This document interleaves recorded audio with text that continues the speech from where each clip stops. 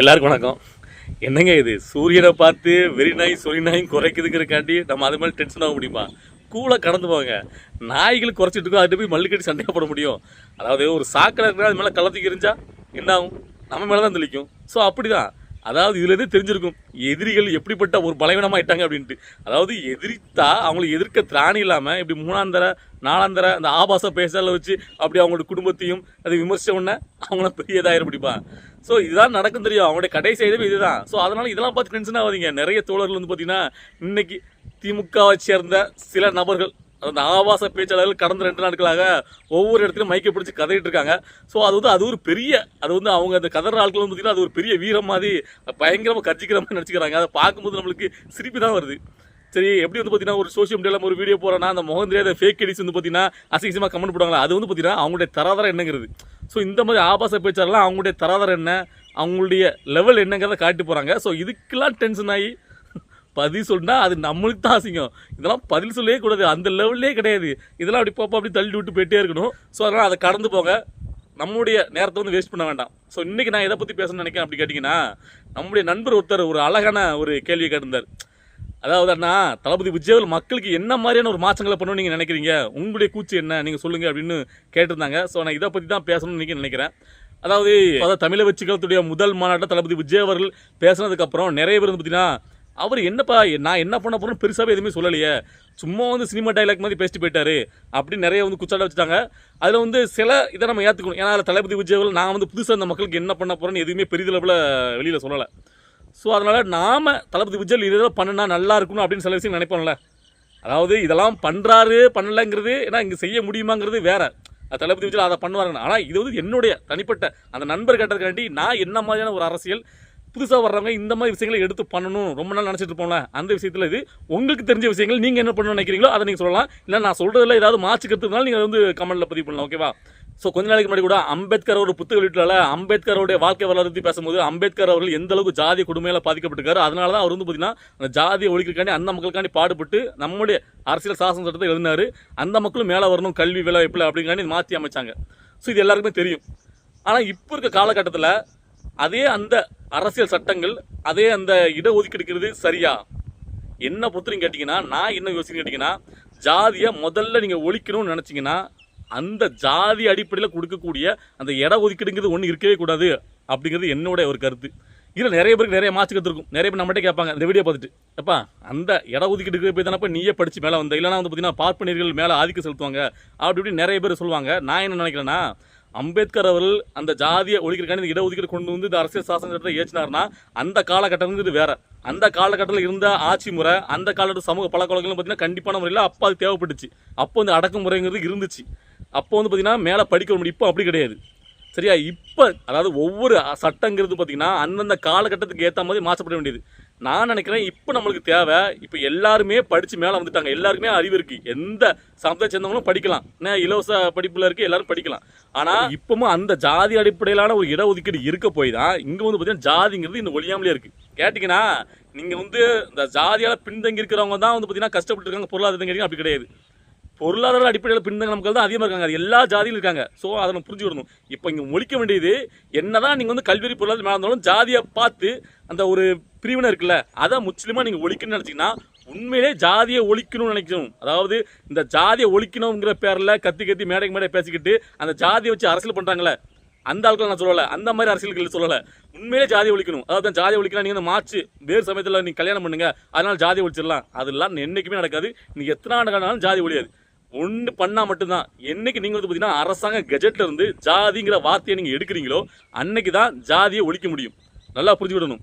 அதாவது இப்போ பிள்ளைங்களை ஸ்கூலுக்கு நீங்கள் போனீங்கன்னா முதல்ல அவங்க கேட்குறது கம்யூனிட்டி சர்டிஃபிகேட் தான், ஜாதி சான்றிதழ் கேட்குறாங்க. ஸோ அந்த ஜாதி சான்றிதழ் எங்கே எதுக்கு தேவை? அதாவது இடஒதுக்கீடு அது கேட்குறாங்க. அந்த இடஒதுக்கீடு ஜாதி அடிப்படையிலான இடஒதுக்கீடுங்கிறதுக்கு தேவை கிடையாதுங்கிறது கொண்டு வரணும். ஜாதி அடிப்படையிலான இடஒதுக்கீடை ஒழிக்கணும். ஸோ அப்படி ஜாதி அடிப்படையிலான குடிக்கக்கூடிய அந்த இடஒதுக்கீடை என்னைக்கு நீங்கள் ஒழிக்கிறீங்களோ அன்னைக்கு தான் ஜாதி முற்றிலுமாக ஒழியும். இது ஒன்று பண்ணாலே போதும். ஆனால் இதை யாரும் பண்ண மாட்டாங்க. ஏன்னா இங்கே இருக்கிற அரசியல்வாதிகள் எல்லாருமே அந்த இடஒதுக்கீடையும் அதை வச்சு தான் இங்கே அரசியலே பண்ணிட்டு இருக்காங்க. ஸோ அதனால் இது பண்ண முடியுமாங்கிறது பெரிய கேள்விக்குறி. அப்படி பண்ணாத வரைக்கும் நீங்கள் வந்துட்டு ஜாதி அடிப்படையில் இடஒதுக்கீடு கொடுக்குற வரைக்கும் அப்போ ஒருத்தர் வந்து தான் பேருக்கு முன்னாடி ஜாதி அடையாளமாக போட்டுக்கிறத நீங்கள் எப்படி தவறாக பார்க்க முடியும்? இல்லை சொல்லுங்கள். நீங்கள் ஜாதி அடிப்படையில் இடஒதுக்கி கொடுக்கீங்க. அப்புறம் இன்னொருத்த வந்து பார்த்தீங்கன்னா ஜாதியை பயன்படுத்தி அவன் வந்துட்டு நான் வந்து உயர்ந்தவன், நான் வந்து பெருமைப்படுவேன், என் பேருக்கு முன்னாடி போட்டு அவன் அலையிறானா, அதை மட்டும் தவறாக நீங்கள் பார்க்க முடியுமா? அப்போது அவன் பண்ணுறது தப்புனா இங்கே இதுவும் தப்பு தானே. ஜாதி அடிப்படையில் நீங்கள் இடம் ஒதுக்கிட்டு ஒன்றும் இல்லைப்பா. அதாவது ஒருத்தனுக்கு வந்து பார்த்தீங்கன்னா இப்போ ஒரு ஸ்கூலில் சேர்றான், காலேஜில் படிக்கான், இவன் என்ன ஜாதின்னு எப்படி தெரியுது? இந்த ஸ்காலர்ஷிப் அப்படிங்கிற டைமில் வந்து ஒரு இது வாசிப்பாங்க, எப்பா நீ குறிப்பிட்ட ஒருத்தர் மட்டும் எழுந்திரிச்சு போய் எங்கள் ஆஃபீஸ் ரூம் போங்க அப்படின்னு சொல்லுவாங்க. இப்படி தெரியும் போது அப்போ இந்த மக்கள்லாம் ஏன் ஆஃபீஸ் ரூம் போகிறாங்க? இவங்களாம் என்ன அப்படின்னா, இல்லை இவங்களாம் இந்த கேஸ்ட்டு, அவங்களுக்கு வந்து ஸ்காலர்ஷிப் கொடுக்காங்க. ஸோ அப்படிங்கும்போது அந்த பிரிவினை அங்கே தான் ஸ்டார்ட் ஆகுது. அப்போலாம் இந்த கஷ்டம்.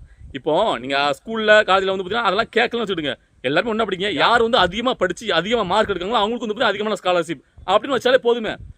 அதாவது அம்பேத்கர் அவ்வளோ பண்ண நான் தவறு சொல்ல மாட்டேன். அந்த காலகட்டம் வேற, அந்த அரசியல் சூழ்நிலை வேற, அந்த அப்போ இருந்த சூழ்நிலை வேற. ஆனால் இப்போ இருக்கிறது அப்படி கிடையாது. இப்போ ஜாதியால் பின்னங்களுடையும் பொருளாதாரத்தில் உள்ள பின்னங்களும் நிறைய இருக்காங்க, வேலைவாய்ப்பு இல்லாமல். ஸோ இந்த மாதிரி அப்போ பொருளாதார அடிப்படையில் நீங்கள் வந்து ஊக்கத்தொகை கொடுத்தா பரவாயில்ல, ஜாதி அடிப்படையில் இன்னுமே நாங்கள் இந்த இடம் ஒதுக்கிட்டு கொடுத்துட்டு இருப்போம், அந்த ஸ்காலர்ஷிப் கொடுத்துட்டு இருப்போம், எல்லாத்தையும் முன்னுரிமை கொடுத்துட்டு இருப்போம்னா ஜாதியை அழிக்கவே முடியாது. நீங்கள் எத்தனை ஆண்டுகள் ஆனாலும் சரி, எத்தனை பேர் வந்தாலும் சரி, வெளியில் வேணால் நீங்கள் பேசிக்கலாம், ஜாதி ஒழிச்சிரும் ஜாதி ஒழிச்சிரும்னு. அதெல்லாம் சும்மா பம்மாத்து அதை வச்சு நீங்கள் அரசியலே பண்ணிட்டு இருக்கீங்க. ஸோ இது வந்து என்னுடைய முதல்ல ஒரு இது, இதை பண்ணுனா நல்லா இருக்கும். அது நம்ம என்றது இது நடக்குமாங்கிறது ஒரு கேள்விக்குறி தான். அடுத்தாப்புல கல்வி மருத்துவங்கிறது என்ன பொறுத்த வரைக்கும், அதாவது இங்கே இப்போ கல்வி மொத்தம் இலவசமாக இல்லைன்னு கேட்டிங்கன்னா இருக்குது. நான் சொல்லுவேன் அதோட தரத்தை கூட்டணும். அதுக்காக நான் என்ன சொல்லுவேன் அப்படி கேட்டிங்கன்னா, கல்வி மருத்துவம் முழுக்க அரசாங்கத்திட்ட மட்டும்தான் இருக்கணும். ப்ரைவேட்டில் கல்விங்கிறது நீங்கள் எவ்வளோ ப்ரைவேட்டில் எந்த ஒரு படிப்புமே இருக்கக்கூடாது. நம்ம நாட்டில் படிக்கிறியா என்ன படிப்பு, அது வந்து நீங்கள் என்ன ரிசர்ச் என்ன வேணா இருக்கட்டும், அது எல்லாமே அரசாங்கத்தில் மட்டும்தான் இருக்கணும்.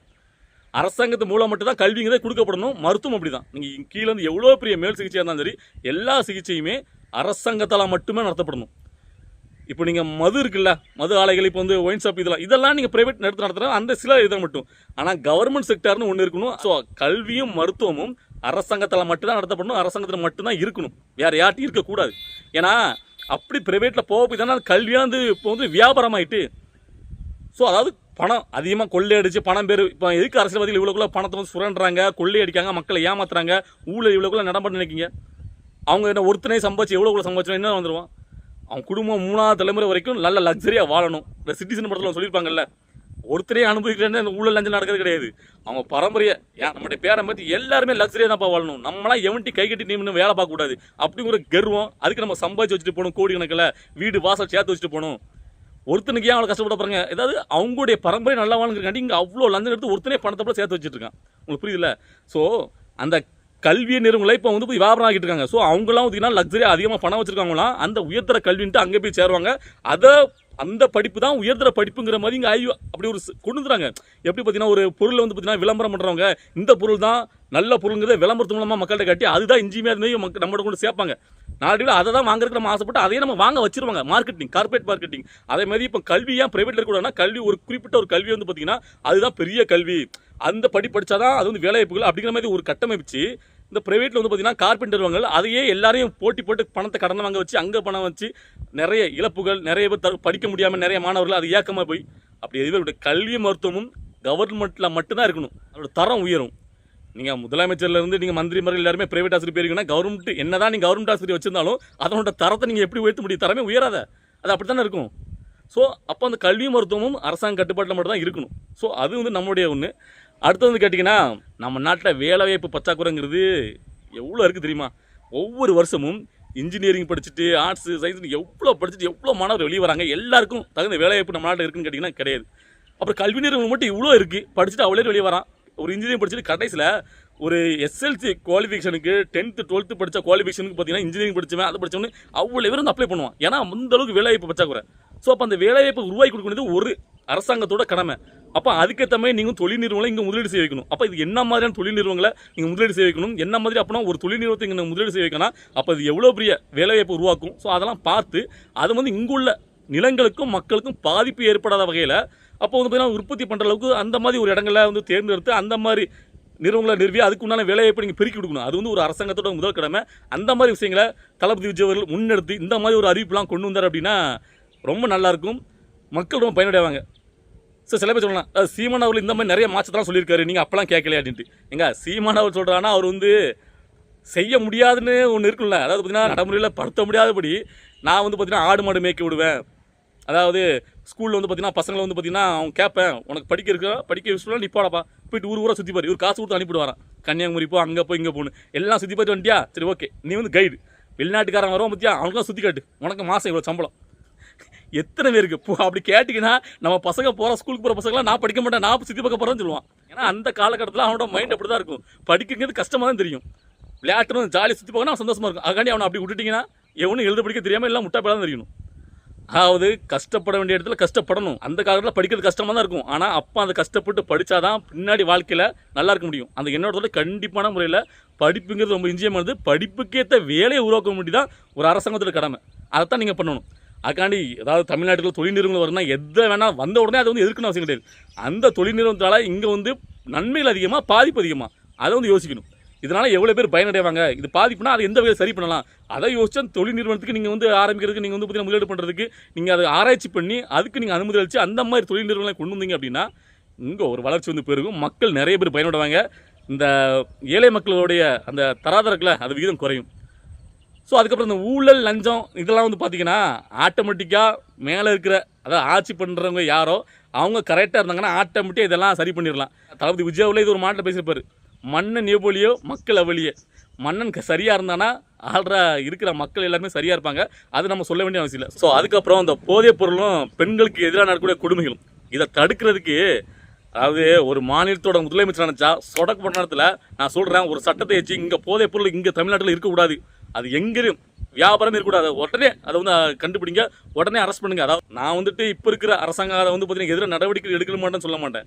எடுக்கிறாங்க மக்கள்கிட்ட போய்ட்டு அதை பயன்படுத்துறான்னு சொல்லிட்டு அவங்க வந்து ஒரு அறிக்கை வீடியோ வெளியிடுறாங்க ஆனால் அதெல்லாம் விட நீங்கள் ஸ்ட்ரிக்டாக ஒரு ஆர்டர் போட்டு அதை வந்து இல்லாமல் பண்ணுறதுக்கு எவ்வளோ நேரங்க ஆகும் ஒரே ஒரு கயத்தில் நீங்கள் பண்ண முடியாதா ஸோ அப்போ வந்துட்டு இன்னுமே போட்டுட்டு துரி எங்க எவ்வளோ டெக்னாலஜி வளர்ந்துட்டு அதை அரெஸ்ட் பண்ணுறதுக்கு அது இல்லாமல் பண்ணுறதுக்கும் எவ்வளோ நேரம் ஆகும் அதை ஏன் பண்ண மாட்டேங்கிறாங்க அதை ஏன் வந்துட்டு இன்னுமே பார்த்தீங்கன்னா அங்கே பிடிச்சாங்க இங்கே பிடிச்சாங்க அதனால் இங்கே நடக்குங்கன்னு இவ்வளோ குற்றம் நடந்துகிட்டே இருக்கீங்க சட்டத்தை கடுமையாக்க முடியாதா பெண்களுக்கு எதிராக குற்றம் நடக்கும்போது அது கடுமையான முறையில் வந்து அந்த ஒரு பயத்தை கொடுக்க முடியாதா ஸோ அந்த மாதிரி விஷயங்களை தளபதி விஜய் முன்னெடுத்து அதற்கு சரியான ஒரு தீர்வை கண்டுபிடிச்சு ஒரு சித்தத்தை ஏற்றணும் அப்படிங்கிறது என்னோட ரொம்ப நாளாக ஒரு இது ஸோ இதுக்கெல்லாம் தீர்வு ஏற்படுத்துகிற மாதிரி ஒரு சட்டத்தை ஏற்றுறாங்க அப்படின்னா ரொம்ப நல்லாயிருக்கும் பெண்களுக்கு முக்கியமாக பாதுகாப்பு போதைப் பொருள் ஒழிக்கிறது ஸோ இது ரெண்டும் ரொம்ப ரொம்ப முக்கியம் நம்ம நாட்டுக்கு ஸோ இதெல்லாம் வந்து பார்த்தீங்கன்னா என்னுடைய ஒரு கருத்துக்கள் நான் யோசிச்சது இது முக்கியமான விஷயங்கள் இன்னும் நிறைய விஷயங்கள் இருக்குது ஸோ உங்களுக்கு இதில் வந்து பார்த்தீங்கன்னா ஏதாவது மாற்றுக்கிறது இருக்குது இல்லை இது இப்படி பண்ணலாம் அப்படி பண்ணலாம் நீங்கள் நினச்சிங்கன்னா அதை கமெண்டில் கருத்துக்களை பதிவு பண்ணுங்கள் பாய்